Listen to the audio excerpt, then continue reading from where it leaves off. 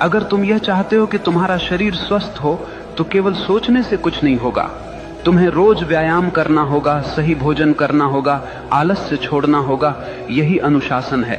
अगर तुम यह चाहते हो कि तुम्हारा जीवन ज्ञान से भरा हो तो केवल यह चाहना कि काश मैं बुद्धिमान बनूं बेकार है। तुम्हें किताबें पढ़नी होंगी, ध्यान करना होगा, अपने भीतर प्रश्नों को गहराई से देखना होगा। यही अनुशासन है। याद रखना, चाहत बीज है और अनुशासन उसका पानी।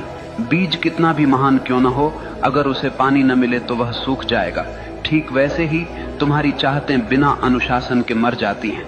आज दुनिया में लाखों लोग सपने देखते हैं, लेकिन केवल वही लोग सफल होते हैं जिनके पास अनुशासन है, क्योंकि सपनों को हकीकत तक पहुंचाने का काम केवल अनुशासन ही करता है। और अनुशासन कोई कैद नहीं है। अनुशासन तो आजादी है। आजादी इस बात की कि तुम अपने ही आलस्य, अपनी ही कमजोरियों और अपने ही डर से मुक्त हो जाओ। देखो, एक नदी जब तक बह रही है वह जीवन देती है, लेकिन वही नदी अगर बिखर जाए, फैल जाए तो केवल कीचड़ बन जाती है। अनुशासन नदी के किनारों जैसा है, जो तुम्हारी ऊर्जा को दिशा देता है, गहराई देता है और तुम्हें तुम्हारे मंजिल तक ले जाता है।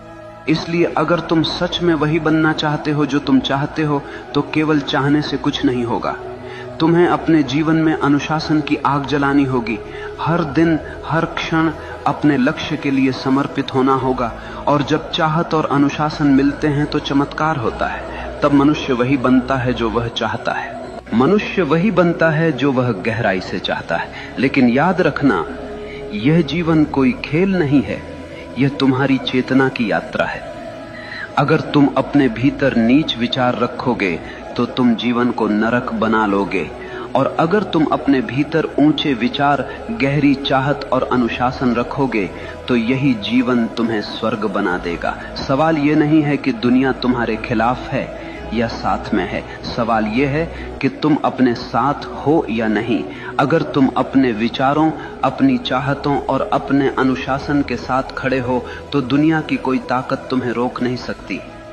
याद रखना, भाग्य बाहर से नहीं आता, भाग्य तुम्हारे भीतर से जन्म लेता है। जैसे तुम सोचते हो, जैसे तुम चाहते हो, जैसे तुम जीते हो, वही तुम्हारा भविष्य बनता है।